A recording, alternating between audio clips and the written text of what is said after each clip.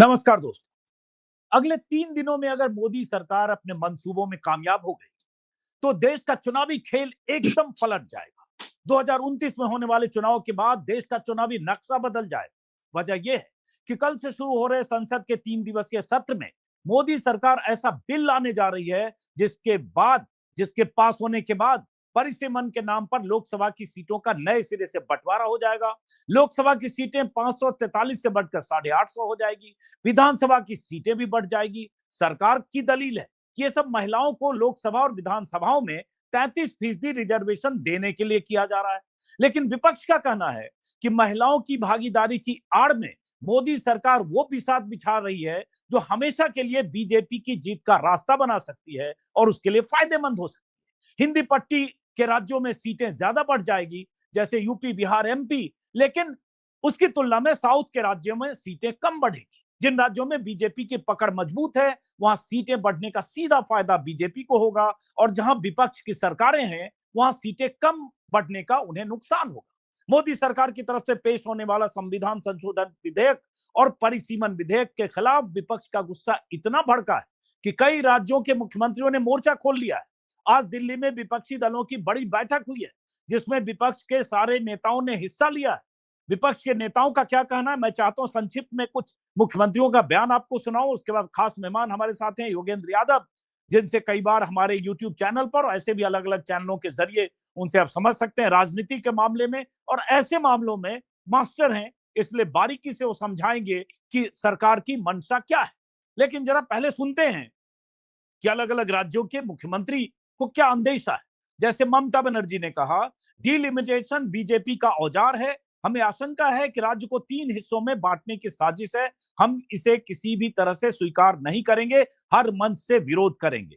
MK. Stalin ने कहा, जो तमिलनाडु के मुख्यमंत्री हैं, डिलिमिटेशन केवल पॉपुलेशन के आधार पर किया गया तो साउथ इंडिया को सजा मिलेगी, जिन्होंने पॉपुलेशन कंट्रोल किया उनकी आवाज संसद में कम हो जाएगी, हम पूरी ताकत से विरोध करेंगे। साफ साफ स्टालिन ने कहा है, सड़क से लेकर कहीं भी जहां भी मुमकिन होगा विरोध करेंगे। कर्नाटक के मुख्यमंत्री ने भी इसी तरह से कहा है कि डिलिमिटेशन एक खतरनाक कदम है, पॉपुलेशन कंट्रोल करने वाले राज्यों के साथ अन्याय होगा, साउथ इंडिया की आवाज कमजोर होगी। रेवंत रेड्डी जो तेलंगाना के मुख्यमंत्री हैं, उन्होंने भी कहा है डिलिमिटेशन का मुद्दा साउथ इंडिया के साथ नाइंसाफी होगी, पॉपुलेशन के आधार पर सीटें तय करना सही नहीं है। और इसके अलावा अगर देखें तो अखिलेश यादव से लेकर सोनिया गांधी तक ने, सोनिया गांधी का एक बयान है जिसमें उन्होंने कहा है किसी भी परिसीमन के पहले जनगणना होना जरूरी है, लोकसभा की सीटों में इजाफा केवल अंक गणितीय नहीं बल्कि राजनीतिक रूप से न्याय संगत होना चाहिए और इसकी वजह से छोटे राज्यों को और फैमिली प्लानिंग में आगे रहे राज्यों को नुकसान नहीं होना चाहिए। इसी तरह से अखिलेश यादव ने कहा। तो क्या है पूरा मामला और सरकार क्यों जल्दबाजी में, जब चुनाव सिर पर हैं, बंगाल से लेकर तमिलनाडु और केरला में चुनाव हो रहे हैं, उसके ठीक पहले महिला आरक्षण के नाम पर नारी वंदन अधिनियम की आड़ में मोदी सरकार की मंशा क्या है, इसको समझने की कोशिश करेंगे। सुनने में लगेगा ये तो बड़ा अच्छा है, इतनी बड़ी बड़ी सीटें हैं, लोकसभा की 10 लाख, 15 लाख, 17 लाख आबादी वाली सीटें, तो ठीक है 543 से 850 हो जाएगी, अच्छा होगा। लेकिन क्या इतना आसान है? तो योगेंद्र यादव जी, बहुत बहुत स्वागत है, नमस्कार। और एक छात्र के तौर पर मुझे भी मान लीजिए और दर्शकों को भी, और ये समझाइए कि सरकार अगर 3 दिन का ये विशेष सत्र बुलाकर ये अगर विधेयक ला रही है, संविधान संशोधन विधेयक और परिसीमन विधेयक पास करना चाह रही है, तो सरकार की मंशा पर क्यों संदेह है, जबकि किरण रिजिजू कह रहे हैं कि कहीं भी किसी भी राज्य को इससे सीटों के अनुपात में नुकसान नहीं होगा, जरा समझाइए। शुक्रिया अजीत भाई। इसको समझना एक मृग मरीचिका को समझना है। मृग मरीचिका जो दूर से कुछ और दिखती है, नजदीक जाके पता लगता है वो तो है ही नहीं। पिछले कुछ दिनों से इस देश को क्या बताया जा रहा है कि नारी के लिए, महिलाओं के सशक्तिकरण के लिए कोई बहुत क्रांतिकारी चीज होने वाली है। मुझ जैसे लोग कह रहे हैं कि देखना कुछ और ही खेल निकलेगा, ये तो आगे ढाल है, ढाल के पीछे क्या निकलेगा जरा ध्यान से देखना, जब ये पर्दा हटेगा तो क्या निकलेगा। और यही हुआ, निकला कुछ और। ये महिलाओं को यदि आरक्षण देना था तो बड़ा साधारण सा तरीका था। हम इस देश में क्या होता है कि हर चीज को 10 बार घोषणा की जाती है। हकीकत ये है कि 2023 में इस देश की संसद एक सर्वसम्मति से कानून पास करके, संविधान संशोधन पास करके ये बता चुकी है कि हाँ, महिलाओं को 1/3 सीट मिलनी चाहिए। इस पे सहमति हो चुकी है, संविधान में लिखा जा चुका। तो लागू क्यों नहीं हुआ? लागू इसलिए नहीं हुआ क्योंकि बीजेपी सरकार ने उस वक्त एक पच्चर लगाया था, और वो क्या था कि संविधान संशोधन के वक्त लिख दिया गया था कि महिलाओं को 1/3 सीटें मिलेंगी, लेकिन अगले परिसीमन और अगले सेंसस के बाद। उस वक्त विपक्ष ने कहा था कि इसकी क्या जरूरत है पच्चर लगाने की, कि सेंसस से क्या पता लगेगा? कि आप ये देखेंगे कि इस देश में 1/3 महिलाएं हैं कि नहीं है? अरे भाई, है, सारी दुनिया जानती है, क्या सेंसस की जरूरत है इसमें? या आप परिसीमन की, आपको इसके लिए क्या जरूरत है? तो उस वक्त भी विपक्ष ने कहा था कि जो 543 सीट है उसमें आप 1/3 सीट महिलाओं को दे दीजिए। नहीं किया।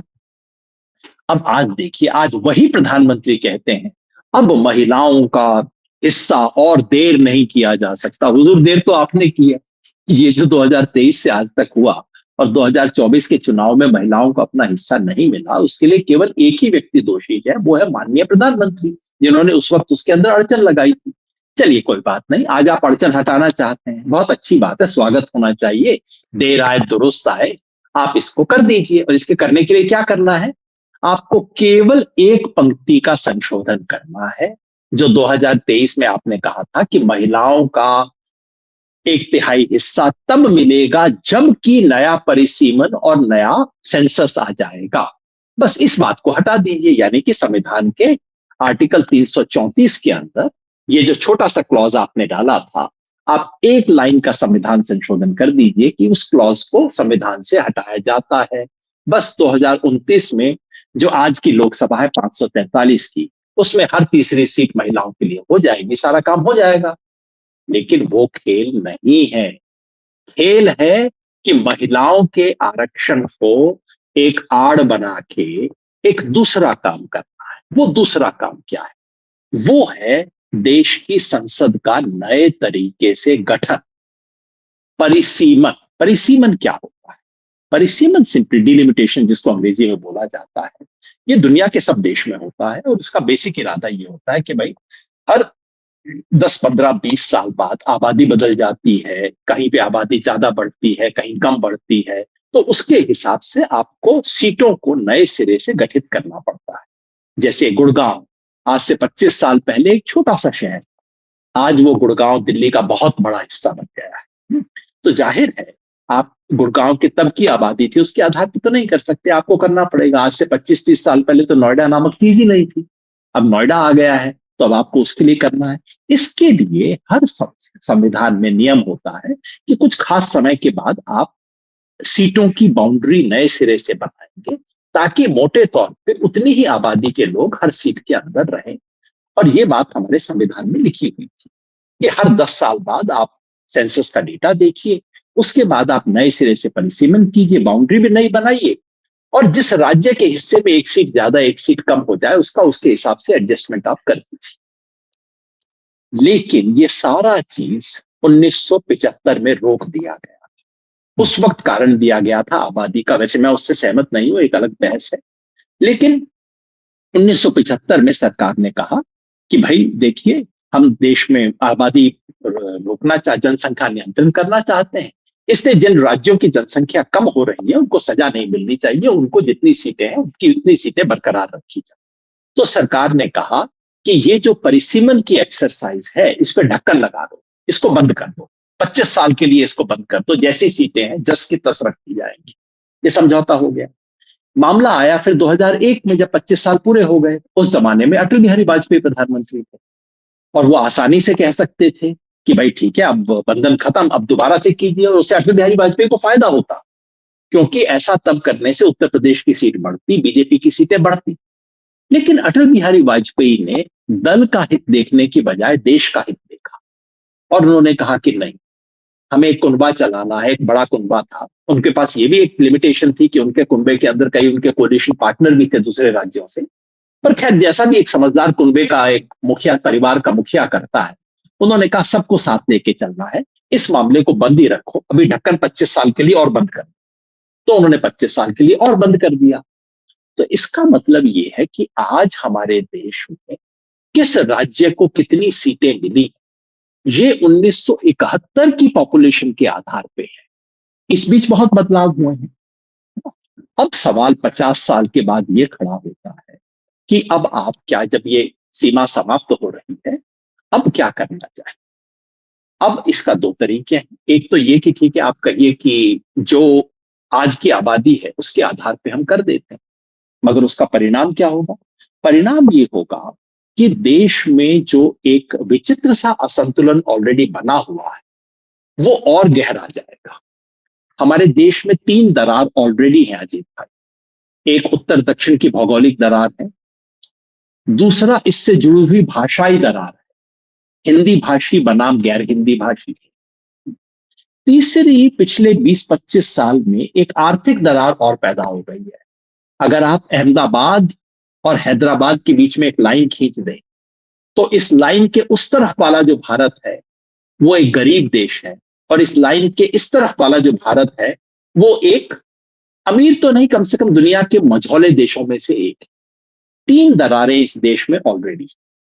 और अगर आज सीटों का आवंटन आबादी के हिसाब से कर दिया गया तो एक चौथी दरार और आ जाएगी। सारा खेल इसी का है। अगर आबादी के हिसाब से कर दिया जाए जो आज की आबादी है, तो दक्षिण के जितने भी, सिर्फ दक्षिण के राज्य नहीं, दक्षिण और पूर्व के जितने भी राज्य हैं, लगभग मोटे तौर पे कहिए जितने भी गैर हिंदी भाषी राज्य हैं, गुजरात और महाराष्ट्र को छोड़ के, वो एक मायने में हिंदी राज्य के एक्सटेंशन हो गए, लेकिन जितने भी सब राज्य हैं उन सब की संख्या लोकसभा में घट जाएगी और बाकी की संख्या बढ़ जाएगी। इससे बीजेपी को तात्कालिक फायदा होगा। अब सवाल यही है कि क्या बीजेपी अपना 2029 का तात्कालिक फायदा देखे या कि दीर्घकालिक फायदा देखे देश का, इसी का अंतर है। तो अब बिल्कुल स्पेसिफिक पे मैं आता हूं। ये जो अभी जो हो रहा, तो सरकार ने जो प्रस्ताव किया है वो ये कि हम लोकसभा की संख्या 543 से 800 कर देंगे, 850 कर देंगे। इसमें कोई बड़ी ऐतराज की बात मुझे नजर नहीं आती है, क्योंकि वैसे भी लोकसभा का साइज बहुत बड़ा हो गया है, उसको थोड़ा छोटा कर देने से फायदा ही देश का होगा। लोग कहते हैं 800 लोग कहां बैठेंगे, मैंने कहा कुर्सी के मामले इसमें मत पड़िए। कहते हैं 800 लोग चर्चा कैसे करेंगे, मैं कहता हूं 500 लोग कौन सा चर्चा कर रहे थे, 800 हो जाएंगे तो कौन सी चर्चा हो जाएगी। ये तो केवल गिनती का खेल है लोकसभा में। असली मामला ये है कि अगर आप 543 से 850 कर रहे हैं तो हर राज्य का अनुपात, हर राज्य का की सीटें क्या उसी अनुपात में बढ़ेंगी जैसी आज है, या कि जनसंख्या के हिसाब से अनुपात में बदलाव किया जाएगा। सरकार पिछले 3 हफ्ते से कह रही है चिंता मत करो, अगर 550 का हम 850 कर रहे हैं, हर एक 1.5 गुना हो जाएगा, चिंता क्यों कर रहे हो। आपके केरला में 20 सीट है, आपकी 30 हो जाएंगी। उत्तर प्रदेश की 80 है तो 120 हो जाएंगी, सबकी 1.5 गुना हो जाएंगी, इसमें किसी का क्या जाएगा। पर ये बात सही लगती है, देखने में बात सही लगती है, मुझे इससे कोई बहुत लंबा चौड़ा ऐतराज नहीं। लेकिन कल जो सरकार ने बिल पेश किया है वो दरअसल ये कतई नहीं कहता। ये एक और धोखा। तो पहला धोखा ये है कि औरतों का नाम लेके आपने खेल कुछ और कर दिया, डिलिमिटेशन का। दूसरा, डिलिमिटेशन पे आपने लोगों को भरोसा तो दिया, पिछले 3 हफ्ते से हर राज्य को, दक्षिण वालों को आपने एश्योरेंस दिया चिंता मत करो, अगर हमारी 1.5 गुना बढ़ेंगी तो तुम्हारी भी 1.5 गुना बढ़ेंगी। लेकिन जो कानून लेकर आए उसमें ऐसा कतई नहीं होगा। वो कानून बिल्कुल साफ कहता है, मेरे साथ कॉन्स्टिट्यूशन अमेंडमेंट की एक कॉपी है, आपने भी देखी होगी, और मेरे पास डिलिमिटेशन बिल जो एक कानून है सरकार लेके आई है, दोनों की प्रति मेरे पास है, दोनों आपके पास भी।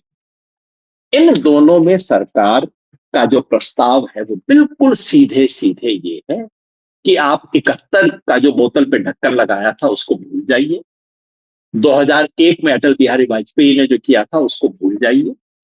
अब जो संविधान में मूल रूप से लिखा हुआ था वो चीज होगी। जो भी सेंसस का आंकड़ा उपलब्ध है उस आधार पे हम सीटों का आवंटन करेंगे, और इस वक्त लेटेस्ट आंकड़ा हमारे पास 2011 का है, इसलिए हम 2011 के आधार पे करने जा रहे हैं। ये बिल्कुल स्पष्ट रूप से दिखा। इसका परिणाम क्या होगा? अब हम आपको टेबल दिखा सकते हैं, जो आपको टेबल दिखाते हैं। मैंने टेबल इसकी दिखाइए गिनती स्क्रीन की है कि भाई इसका परिणाम क्या होगा, किन राज्यों की सीटें बढ़ेंगी, किन की घटेंगी। ये मेरी हाँ। बेकार सी टेबल है और आपकी सुंदर सी टेबल है। इस सुंदर सी अभी अभी टेबल को हम जैसे देखते स्क्रीन पर बढ़ने वाली सीटें हैं, आप देखिए। हैं जी। अब देखिए किन राज्यों की सीट बढ़ेगी। उत्तर प्रदेश की आज 80 है, अगर अनुपात में बढ़नी होती तो 120 हो जाती, उस पर कोई एतराज नहीं था। लेकिन 120 नहीं, उत्तर प्रदेश 138 पे जता, 18 सीट का एडिशनल नफा। बिहार की 40 से 60 होती, सामान्य था, पर बिहार 72 पे जा रहा है। राजस्थान 25 से 37 पे चला जाता, ठीक था, 47 पे जा रहा है। एमपी 29 से 45 पे चला जाता, ठीक था, लेकिन 50 जा रहा है। दिल्ली तो खैर एक विशिष्ट स्थिति है ही। महाराष्ट्र 48 से 72 तक जाता तो ठीक था, वो 78 जा रहा है। यानी कि इन सब राज्यों की सीटें सिर्फ बढ़ नहीं रही, अनुपात से अधिक बढ़ रही।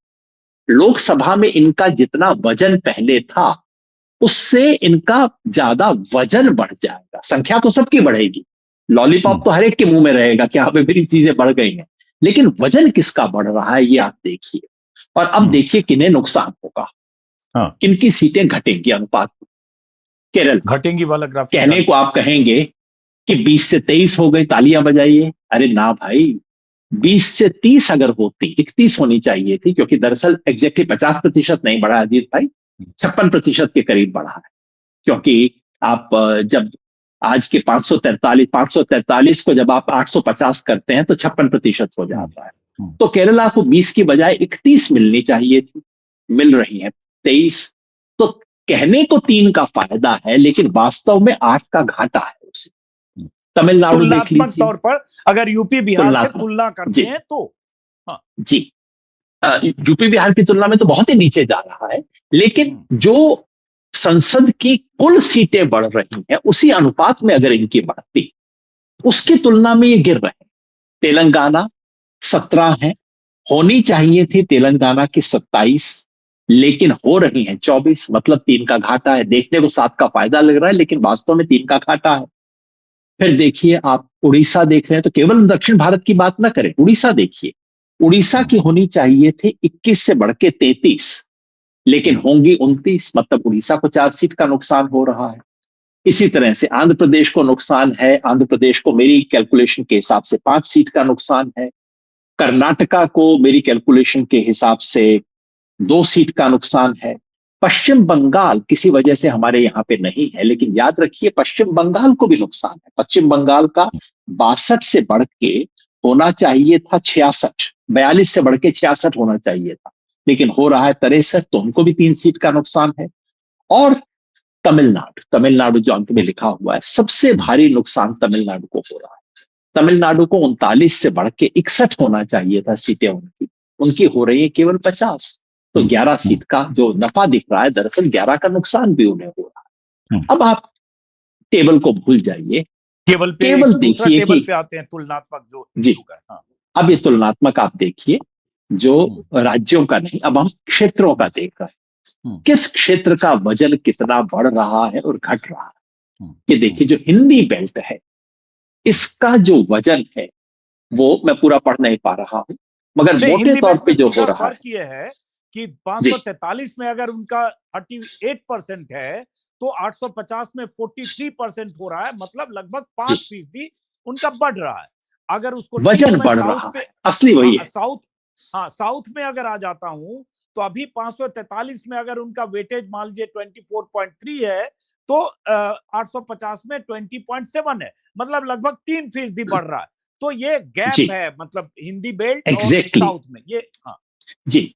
तो नाम के वास्ते सीटें सबकी बढ़ रही हैं, लॉलीपॉप हर एक के हाथ में है, लेकिन वास्तव में कुछ इलाकों का वजन घट रहा है, कुछ का बढ़ रहा है। अब मैं इसे केवल उत्तर अच्छा, और मैं दक्षिण की दर्शकों तरह को नहीं खाली देखता। ऐड कर दूं, दर्शकों को ऐड कर दूं, क्योंकि बड़ा टेक्निकल मामला है, मुझे भी बहुत समझना पड़ा और समझने की कोशिश कर रहा हूं। वजन बढ़ रहा है, घट रहा है, उसको इस तरह से देखिए कि सांसदों की नुमाइंदगी कम हो रही है, और जब सांसदों की नुमाइंदगी कम हो रही है, तो केंद्र में सत्ता बनने में उनकी हिस्सेदारी से कम हो रही है। ये उससे निकला हुआ बड़ा सवाल है। कि अभी 80 सांसद अगर जी। यूपी में है, 40 बिहार में, दोनों मिलके 120 होते हैं। लेकिन अगर यहाँ 140 यूपी में हो जाए, बिहार में मिलके दोनों मिला के 200 पार, 250 सीटें अगर हो जाती है, 200 पार, और उस तुलना में अगर दक्षिण भारत में नहीं बढ़ता है, तो यहाँ की नुमाइंदगी संसद में उसकी, जिसकी ज्यादा सीटें होगी उसकी होगी।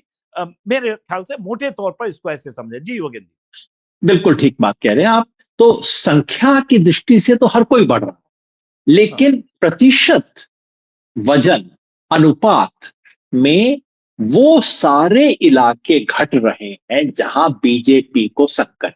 अब आप दक्षिण उत्तर सब भूल जाइए, सिर्फ देखिए देखिए कितना खूबसूरत नक्शा बनता है। जिस जिस राज्य में बीजेपी थोड़ा कठिनाई की स्थिति में है, कभी कभी जीत भी जाती है, वहां सबका आकार घट जाएगा।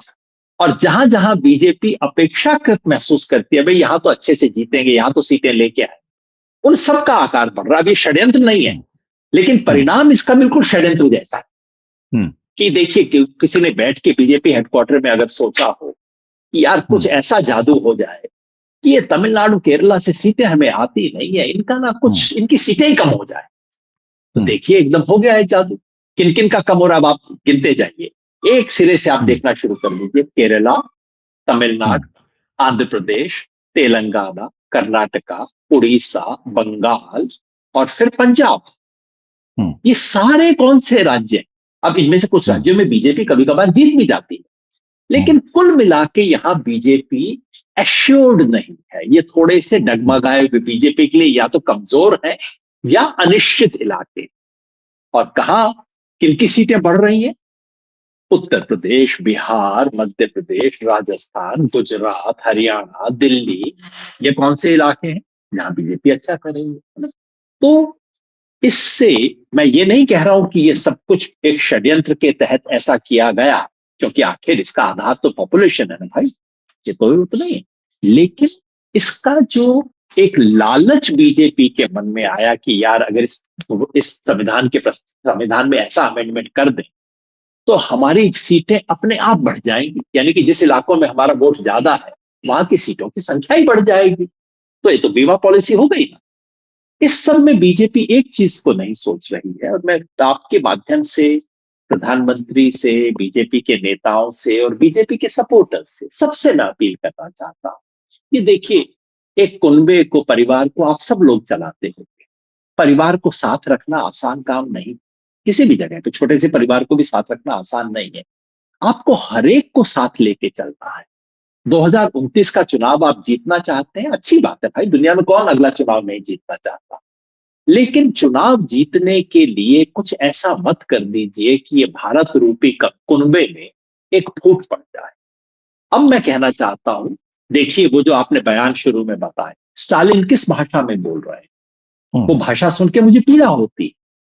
लेकिन मैं ये भी देखना चाहता हूं कि एक प्रदेश का मुख्यमंत्री ऐसी भाषा बोलने पे मजबूर क्यों हो रहा है। वो अंतिम चेतावनी दे रहा है केंद्र सरकार को कि नहीं तो 50-60 के दशक में सड़कों पे जो हुआ वो होगा।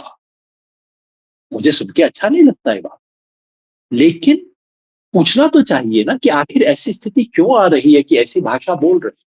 ममता बनर्जी जो भाषा बोल रही है, बाकी सब लोग जो बोल रहे हैं, और ये सिर्फ नेताओं की भाषा नहीं है। आप अपने किसी दक्षिण भारत के मित्र से थोड़ा कॉन्फिडेंस में बात कीजिए, वो कहेगा यार ये क्या कर रहे हो तुम अपने साथ, हर जगह तुम जाके वो कर रहे हो। देखिए, भारत, ये इस देश की अखंडता, भारत की अखंडता और एकता हम सबके लिए प्यारी। अखंडता और एकता डंडे से नहीं चलती, एकता और अखंडता चलती है हर व्यक्ति की दुख तकलीफ चिंता का ध्यान रखती। ये जो गैर हिंदी भाषी इलाका है उसकी चिंता का ध्यान करना सिर्फ ये उदारता नहीं है, ये कोई सदाशयता नहीं है, ये इस देश को बचाए रखने की शर्त है। याद रखिए, हमसे ज्यादा बड़े देश जिसमें अलग अलग भाषाएं थी वो सब बिखर चुके हैं। सोवियत यूनियन बिखर चुका है, युगोस्लाविया बिखर चुका है, लेकिन हम आज भी कायम। और कायम इसलिए नहीं है कि किसी ने डंडा चलाया, कायम इसलिए है कि हमने हर अलग अलग व्यक्ति की अलग संस्कृति, अलग भाषा का सम्मान किया है। किसी को इस देश में ये ना महसूस हो कि देखो मौका पाके इन लोगों ने चुनाव में जीतने के लिए मेरी आवाज कम कर दी, मेरा वॉल्यूम डाउन कर दिया। ये देश के लिए अच्छा नहीं। एक सवाल है युगेंद्र जी कि अगर देखिए पहले तो ये चुनाव के पहले जल्दबाजी में करना, पहले ये जब आया था महिला रिजर्वेशन की बात हुई थी, नारी बंधन अधिनियम, तो एक कैलकुलेशन हुआ कि ये सब होते होते 34 के चुनाव तक हो पाएगा।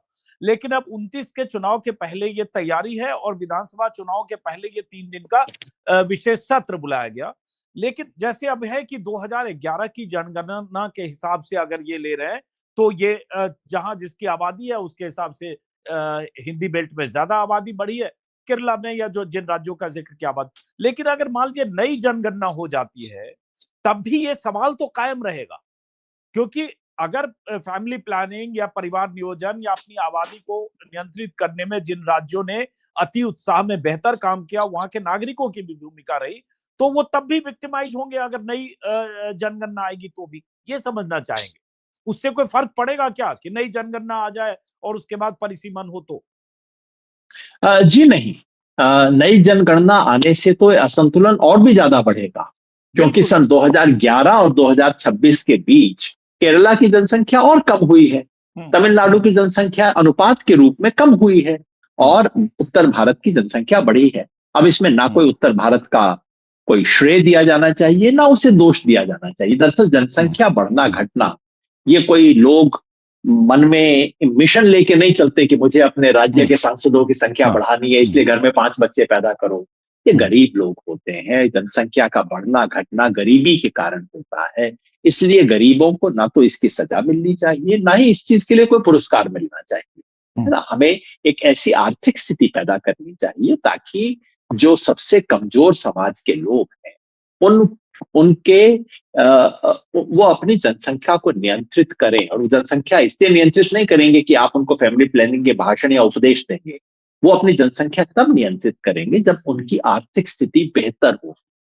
आर्थिक स्थिति जिसकी बेहतर होती है स्वाभाविक रूप से कम बच्चे अपने रखते हैं, है ना। खैर ये तो एक बिल्कुल अलग मामला हुआ। 2026 आने से कोई संतुलन ज्यादा नहीं बढ़ेगा। देखिए इस देश में हमें ये फैसला करना है अजीत भाई, कभी ना कभी करना है कि हम ये जो देश का जो संघीय संतुलन है कैसे बना के रखें। पूरी दुनिया में ये होता है, जैसे अमेरिका में, मैं आपको अमेरिका की मिसाल दूं। अमेरिका की संसद में जो उनकी राज्यसभा है जिसको वो सेनेट बोलते हैं, वो बहुत पावरफुल है, हमारी राज्यसभा जैसी नहीं है। अमेरिका के सबसे बड़े फैसले वहां की राज्यसभा में होते हैं, सेनेट। और पता है वहां सेनेट पे क्या नियम है? वहां के 50 राज्य हैं, वहां का एक कैलिफोर्निया है जो हमारे उत्तर प्रदेश जैसा है, और वहां का रोड्स आइलैंड है जो हमारे गोवा जैसा है, मगर दोनों को केवल 2-2 सीट है। कैलिफोर्निया को भी केवल 2 सीट है और रोड्स आइलैंड को भी 2 सीट है ना।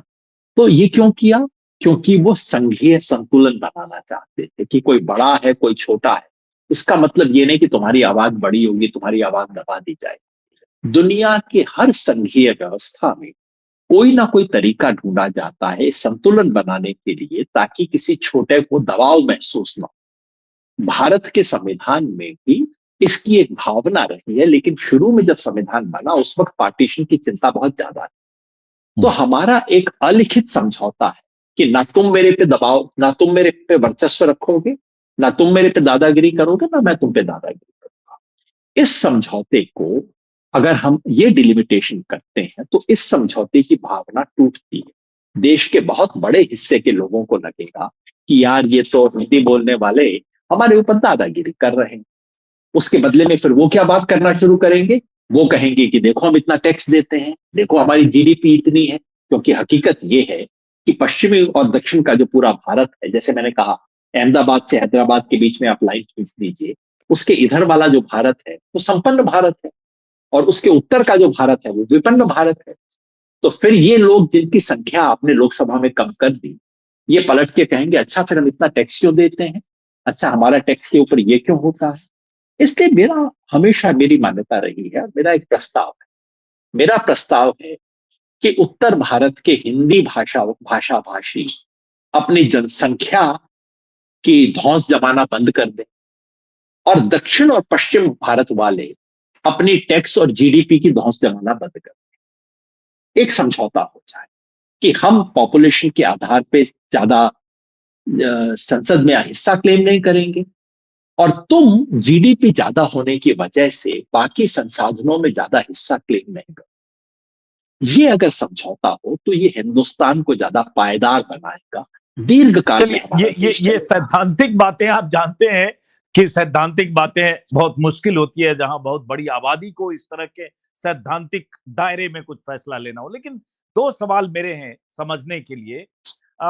पहला सवाल तो ये कि अगर आप कह रहे हैं कि हिंदी बेल्ट में सीटें ज्यादा बढ़ रही है, यूपी में 80 से आबादी के हिसाब से 138 हो जाएगी, या बिहार में ज्यादा सीटें, या एमपी में, तो आप मान रहे हैं इसकी लाभार्थी बीजेपी हो जाएगी, आप या विपक्ष जिनको अंदेशा है।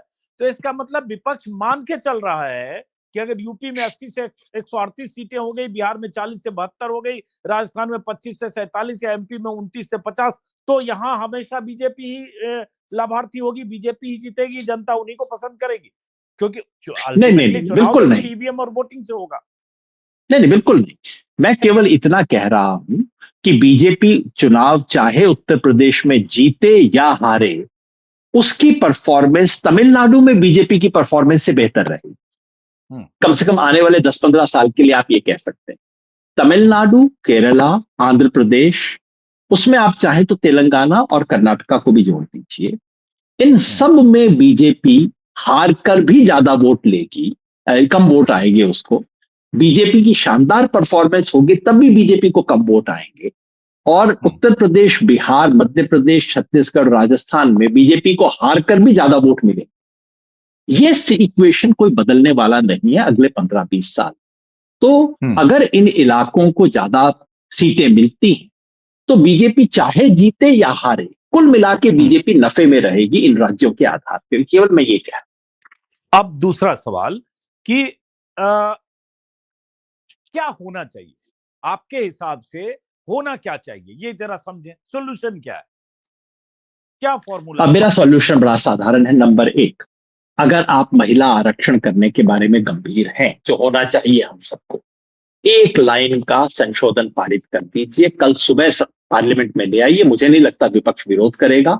कहिए हम आर्टिकल 334 की धारा 1 का जो प्रोविजन था, जो हमने ही गलती से लगाया था 5 साल पहले, हम उसको वापस लेना चाहते हैं।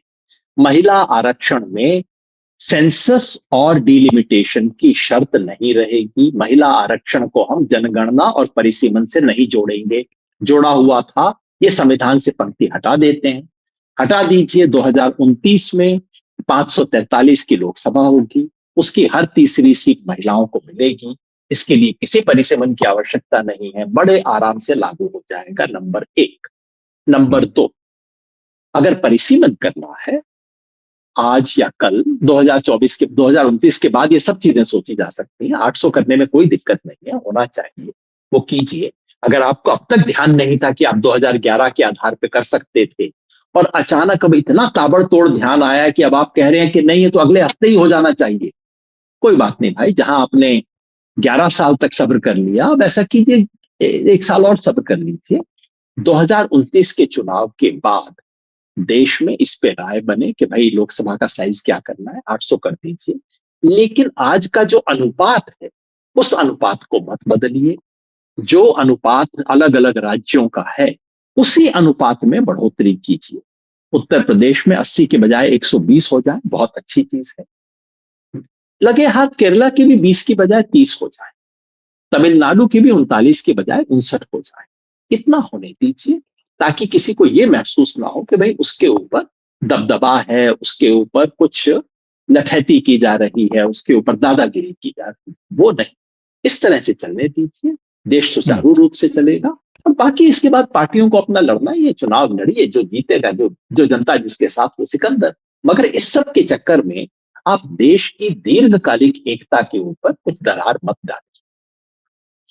तो ये बताइए, एक और सवाल, उसके बाद एक आखिरी सवाल, एप्रीहेंशन क्या है? एप्रीहेंशन जो आपने जितनी बात बताई, एक तो आपने बताया कि दक्षिण भारत में सीटें कम बढ़ेगी तुलनात्मक तौर पर देखें हिंदी बेल्ट में, और ये बीजेपी के लिए मुफीद है, यही एक एप्रीहेंशन है या और कोई एप्रीहेंशन है? नहीं, मेरा एप्रीहेंशन सिर्फ ये नहीं है कि इससे बीजेपी को फायदा हो जाएगा। देखिए, कई चीजें होती है जिससे पार्टियों को फायदा होता है, और अगर कोई उचित चीज करने से किसी पार्टी को फायदा हो, तो अब आप इस पे कैसे एतराज कर सकते हैं? महिलाओं के आरक्षण से, मान लीजिए महिलाओं को आरक्षण करने से बीजेपी को फायदा हो जाए, तो क्या मैं कहूंगा इसलिए महिलाओं का आरक्षण नहीं होना चाहिए? नहीं, ऐसा तो नहीं कह सकते। मेरा जो एप्रीहेंशन है वो ये कि जिस भाषा में स्टालिन ने अपनी बात रखी, आप ये कह सकते हैं कि वो जरा ज्यादा उग्र भाषा है। आप ये कह सकते हैं कि चुनाव के 5 दिन बाकी हैं इसलिए वो और ज्यादा उग्र भाषा में बोल रहे हैं। लेकिन मत भूलिए कि स्टालिन ये भाषा इसलिए बोल रहे हैं कि उन्हें पता है कि तमिलनाडु की जनता ये सुनना चाहती है।